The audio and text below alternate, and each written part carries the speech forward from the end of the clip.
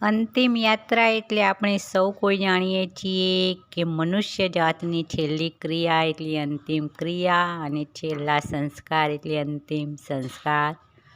તો આ વખતે આપણે એ યાદ રાખવું કે જે આપણે સૌ આવ્યા છીએ તે એ જ રસ્તે જવાનું છે.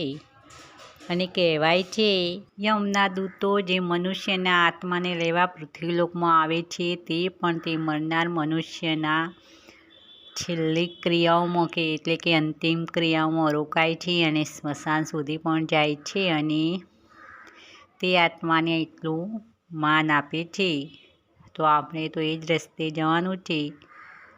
તો આપણે આવી કોઈ ક્રિયાઓ થતી હોય મનુષ્યની છેલ્લી ક્રિયાઓ તો તેમાં સામેલ થવું અને બની શકે તો મરનારને કાંધ પણ આપવી અને સ્મશાન સુધી પણ જવું.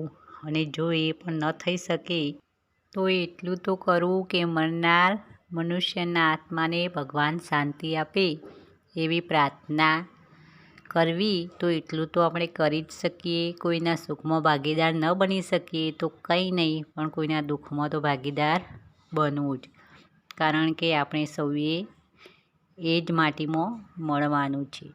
અને હા, ઘણા લોકો આ બાબતને અપશુકન માનતા હોય છે. તો આ અપશુકન નથી, આ કુદરતનો નિયમ છે કે જન્મ એ શુકન ગણાય તો મરણ અપશુકન કઈ રીતે ગણાય? જન્મ્યું એ મૃત્યુ તો થવાનું, હા દુઃખની વાત કહી શકાય પણ અપશુકન ન કહી શકાય.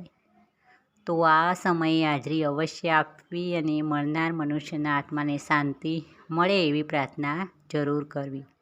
તો મિત્રો, વિડીયો પસંદ આવે તો એક લાઈક અવશ્ય કરવું, શેર પણ કરવો અને આવા નવા વિચાર જાણવા મારી નવી વિચારધારા ચેનલને સબસ્ક્રાઈબ કરો. ફરી મળીશું નવા કોઈ વિચાર સાથે નવી વિચારધારામાં.